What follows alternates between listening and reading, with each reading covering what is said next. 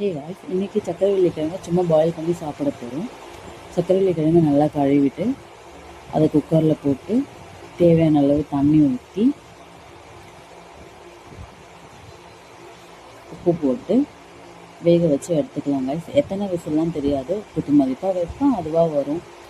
பெரும்பாலும் இதை வந்து எல்லோரும் ஸ்நாக்ஸாக தான் எடுத்துப்பாங்க. நான் இதை வந்து மார்னிங் பிரேக்ஃபாஸ்ட்டாக தான் எடுத்துப்பேன். ஏன்னா இதுதான் செய்யறதுக்கும் ரொம்ப சிம்பிளாகவும் இருக்கும், ஹெல்த்தியும் கூட. பாருங்கள், நல்லா வந்துடுச்சு. வெந்ததுக்கப்புறம் அதை தோல் நீக்கி சாப்பிட்லாம்.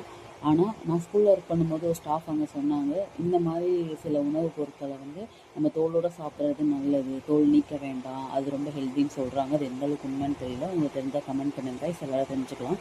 இந்த நிலக்கடலையாக இருக்கட்டும், வேர்க்கடலை இருக்கு இல்லையா, விழுப்புரம் மாவட்ட சைடில் வந்து மல்லாட்டைன்னு சொல்லுவாங்க. மல்லாட்டையாக இருக்கட்டும், வறுத்த மல்லாட்டை, சக்கரவள்ளி கிழங்கு, கருப்பு கொண்ட கடலை, இதெல்லாம் தோல் உரித்து தான் எனக்கு சாப்பிட்டு பழக்கம். அவங்க சொன்னதுக்கப்புறம் நான் தோல் உரிக்காமல் சாப்பிட்டு பழகிக்கிட்டேன். ஆனால் அது உண்மையாக தெரியல. உங்களுக்கு தெரிஞ்ச நீங்கள் கமெண்ட் பண்ணுங்கள் காய்ஸ், தோலோடு சாப்பிட்றது ஹெல்த்தியாக இல்லையான்னு. தேங்க்யூ.